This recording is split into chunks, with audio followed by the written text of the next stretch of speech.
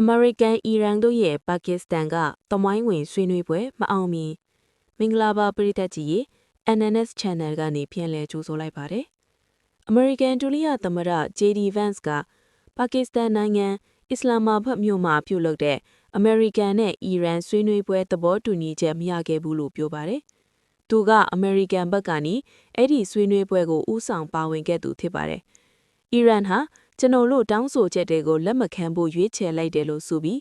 သူကဆိုပြီးနျူကလ িয়ার လက်နက်မထုပါဘူးဆိုတာမျိုးတီဟီရန်ဘက်ကအခြေခံကတိကဝတ်ကိုအမေရိကန်ဘက်ကမြင်ရဖို့လိုအပ်တယ်လို့လည်းသူကပြောပါတယ်။အီရန်နိုင်ငံသားကြီးဝန်ကြီးဌာနဘက်ကတော့ဆွေးနွေးပွဲအကျိတ်အနတ်ပြုလုပ်ခဲ့ရတယ်လို့ပြောပြီးဝါရှင်တန်အနေနဲ့တောင်းဆိုလောနေတာတွေလျှော့ဖို့ပြောပါတယ်။ဆွေးနွေးပွဲအပြီးအမေရိကန်ဒုတိယသမ္မတ JD Vance ပြောဆိုချက်စုစည်းချက်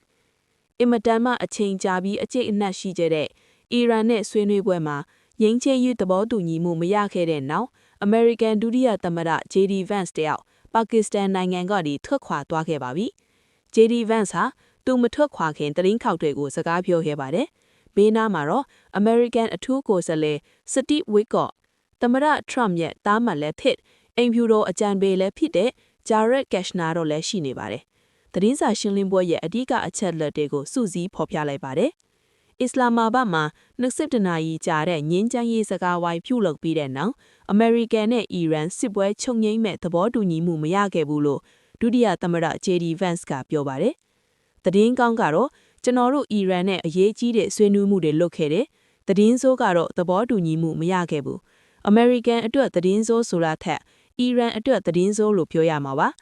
အီရန်ကကျွန်တော်တို့ရဲ့တောင်းဆိုချက်တွေကိုလက်ခံနိုင်လောက်တဲ့အခြေအနေကိုမရောက်ခဲ့ဘူးလို့သူကပြောပါတယ်။